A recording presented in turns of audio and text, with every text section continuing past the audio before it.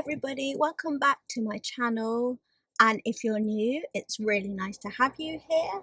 As you can see, I am not in my room like I usually am, but I am in the car because today we're going on a little road trip. We are driving down to Cornwall, to the Truro area, to visit my brother and his girlfriend, and I thought it'd be really fun if I took you along with you.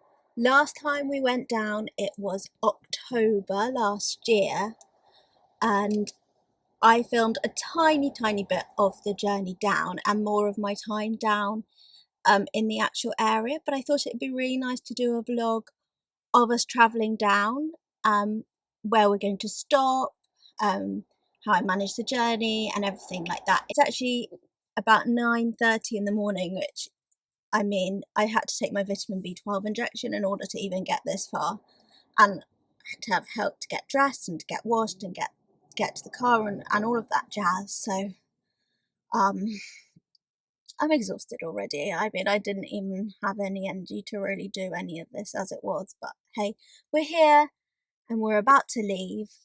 But the other thing is, it's actually my birthday today, so I'm not really celebrating. Obviously, I've had a couple of messages from friends and family, but I won't be opening presents if I'm lucky enough to get any. I won't be opening anything like that today because obviously he wants to do that in the car. But maybe in a couple of days' time, I will be able to belatedly celebrate my birthday. I have bought myself in the car.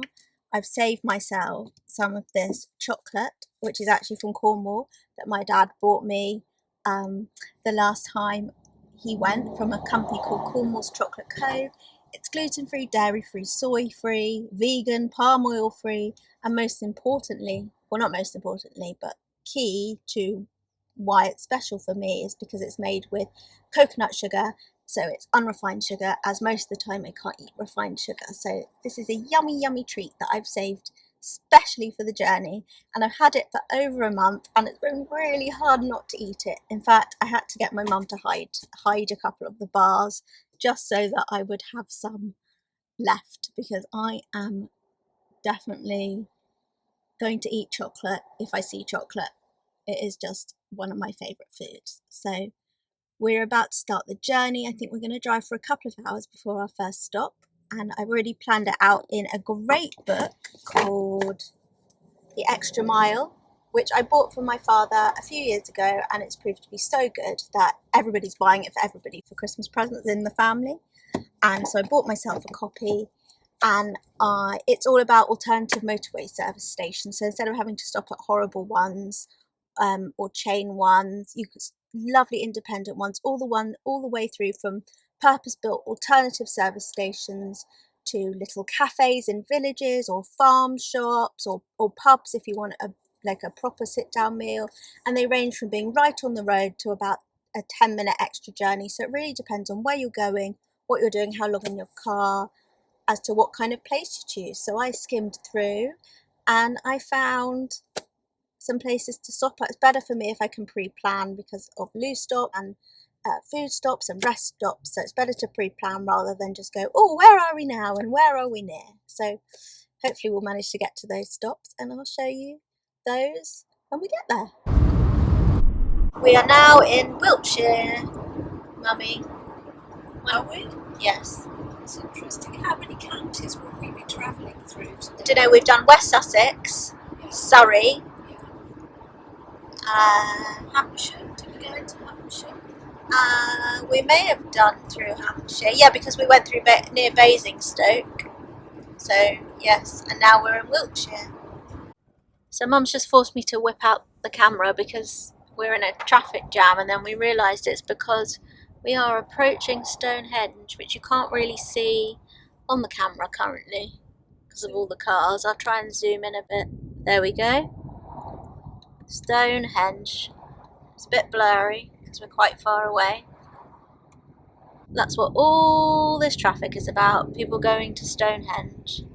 It's busy on a Friday. Nothing Friday. And nothing Friday in April. Look at all the people. I don't know if you can see that. They're like all the little dots are all the people.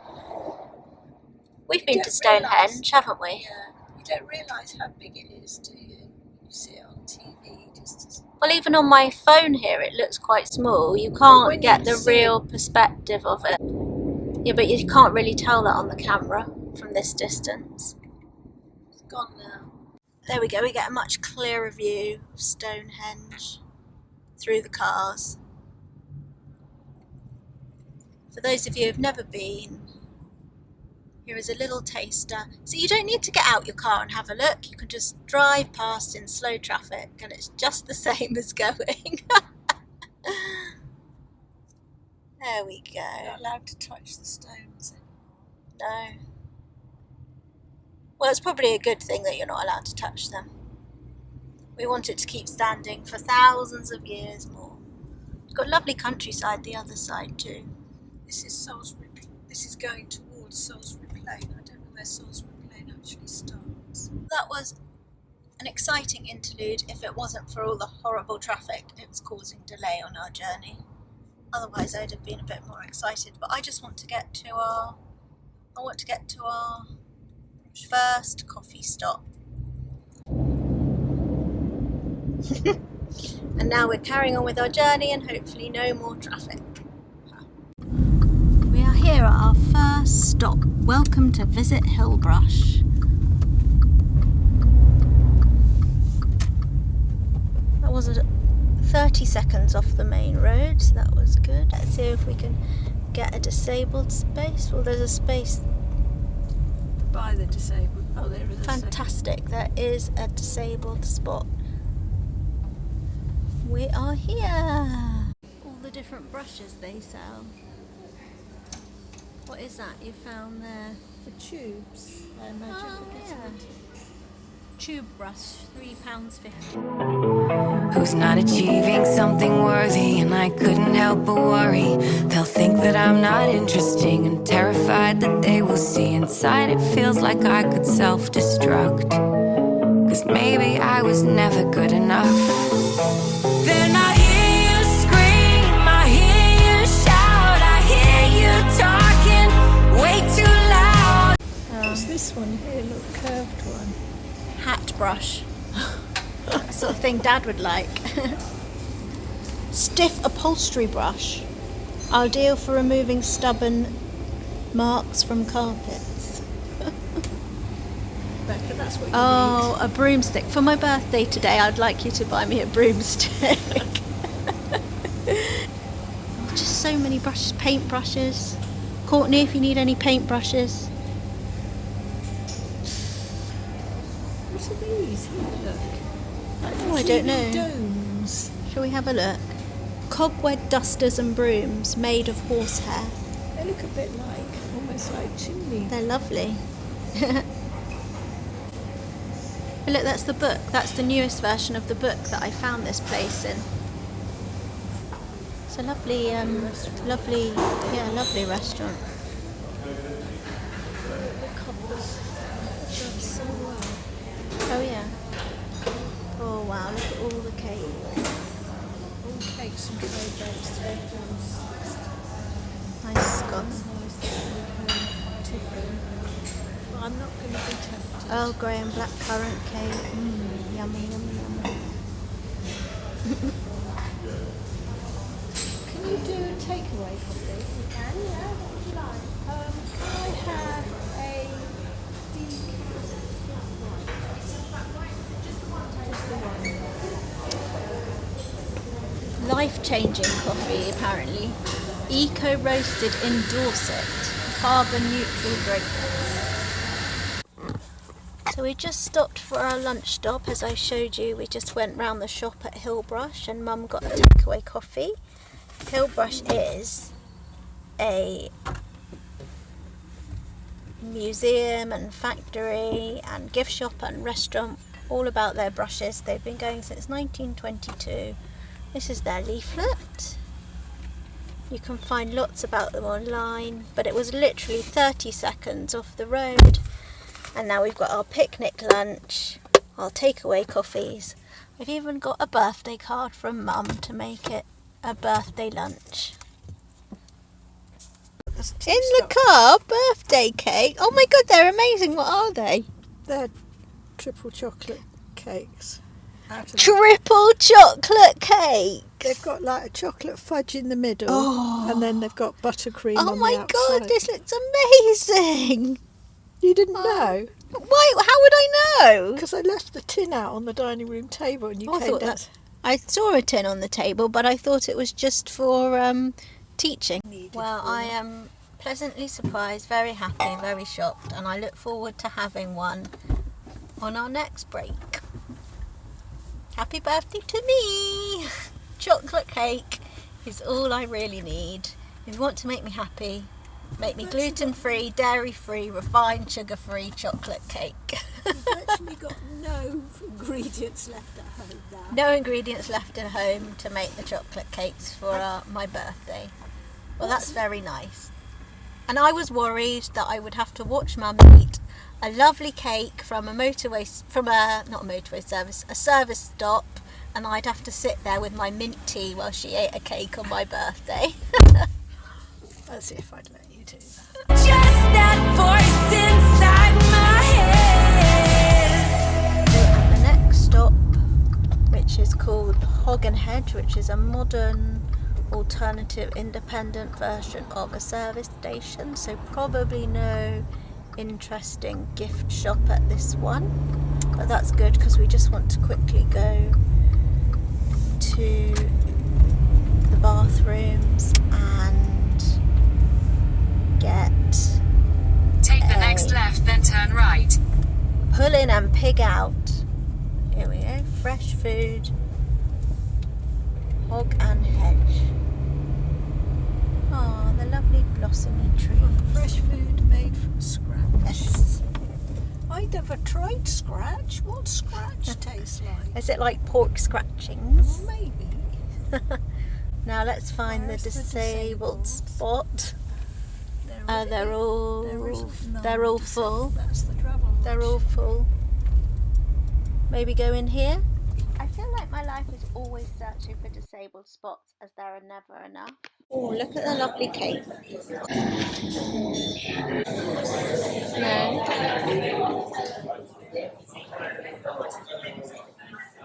Do they have any? Oh, it says they have alternative milks available. And they have some nice looking muesli thingies, yogurt things. So no dairy free milks apart from oat or soya. Oat isn't gluten free, and I try to avoid soya as I can find that irritating. But I have got one of my birthday cakes and a cup of mint tea that we bought in a flask, so I'm more than happy eating that at this little pit stop, and probably about hopefully an hour and a half or so until we get to our lodge, so not long to go now until we've arrived, so I can't wait to get there. We're just driving down the A30 and we spotted this little, there's been about 5 so far, this little trail of old-fashioned minis. They're really, really cute. They're what minis should be like. There's the last one for you, just capturing that. Oh, that was a nice little entertainment, wasn't it?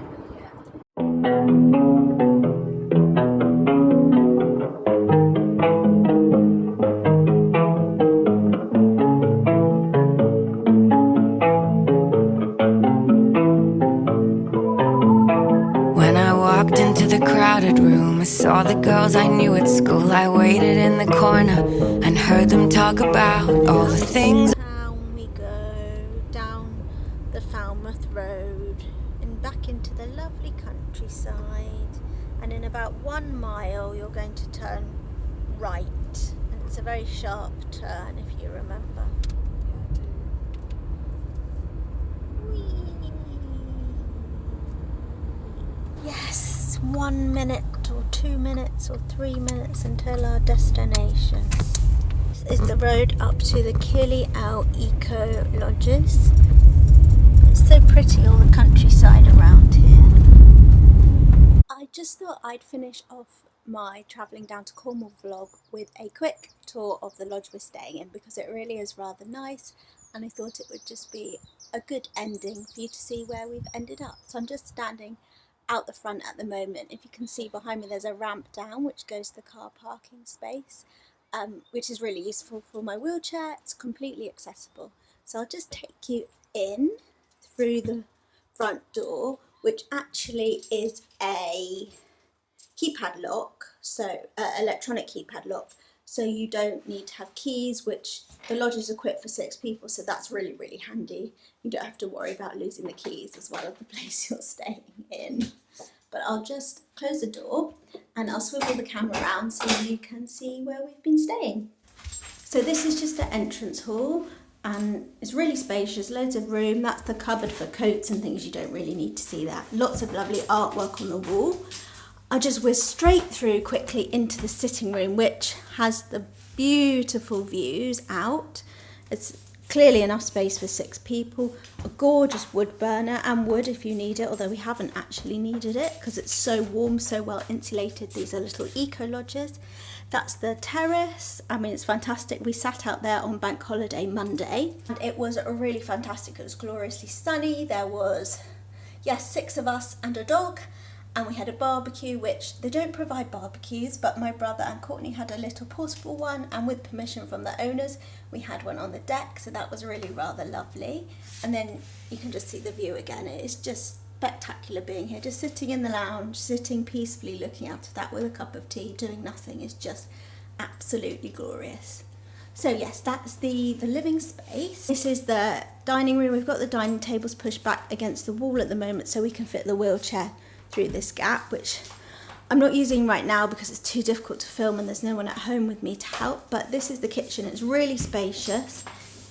I would say it's accessible in regards to the fact that you can fit a wheelchair in, and for me standing up, the work surfaces are actually a good height, and obviously you can access things like the fridge and the washing machine and all the drawers in a wheelchair, sorry, the cupboards. There's no lowered work surface particularly for wheelchair users or easily accessible sink, and the microwave is actually high up, so it's semi-accessible, like great if you're staying with people, if you can get up out of your wheelchair like I can. So that's the kitchen. It's really, really great. It comes fully equipped even with a steamer, I think some sort of Kenwood food mixer or similar, so it's really great, especially if you're here long term. I would say it's incredibly well equipped. So I'll just whiz you through to the bedrooms now. So I'll just pause this here so that I can catch my breath. So this is bedroom number 1, and it has its own bathroom, but it's not en suite. And all the rooms are really similar. They come with lovely white robes and white towels. It really is really lovely. It's like staying in a luxury hotel almost here. This is the room where my mum's staying. Please excuse the blanket up at the window, but it's very light in here and the sun is coming up at about 5 a.m. so Mum has needed to block out the light a bit, and I've had to do the same in my room. But hers has an ensuite, which is identical to mine, and I'll show you that one too, which my room is just across here. So here is my room. I've got the lights on, so it's a bit flickery because I've got blackout blinds stuck up behind, portable blackout blinds. I've got blankets up. I've got throughout the day, just because I can't tolerate the light.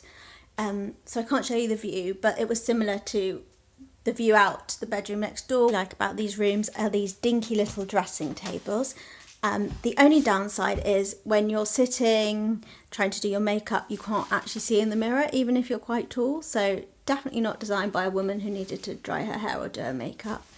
And then this is my bed. All the beds can be king or 2 twins. They just ask you before you arrive what you want. And this is my ensuite bathroom. And I mean, it's great. You can get the wheelchair in here. You can even get the shower chair in there, even though it's not specifically an accessible bathroom. If you're not reliant completely on needing bars, etc., you can definitely use this. However, I've been using the main accessible bathroom, which I'll just take you to now.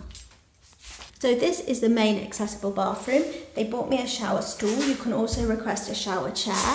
And as you can see, the shower is absolutely fantastic if you're disabled. It's really smart. You don't feel like you're in a disabled shower, but you can wheel straight in there, especially if you've got a wheelchair that you need to wheel straight in. The sink has got handlebars around it, and yeah, you just feel like you're in a normal bathroom, which is really fantastic if you're disabled, because usually you feel like you're in some horrible special space that no one has really cared about. So yeah, that was just a lovely tour of the lodge, a quick whiz around for you. So I've just quickly come back in the lounge to finish off this vlog because we have the fantastic views behind me. Thank you so much for watching this vlog. I hope you enjoyed my little journey down to Cornwall and a quick tour of the Killiow eco lodges, which I highly recommend, even if you don't have a disability. They are absolutely fantastic. They are definitely on the luxury end of things in terms of like your facilities, the cleanliness, what you get for your money is absolutely fantastic, especially out of season. And Michelle, who manages the place, is just a joy. She'll do anything you need to make your stay as great as possible. So thank you so much again for, I think I've already said that, thank you for watching the vlog, and I went off on a tangent, but I really appreciate the views, and you know, any comments, any questions, please leave them in the comment box below, and I hope to see you soon in the next vlog. Bye! Just thought I'd finish this vlog with one last look at the absolutely glorious views from our lodge. Oh look, there's one of the other lodges. There's I think 8 or 9 lodges on site, and we are staying in Willow.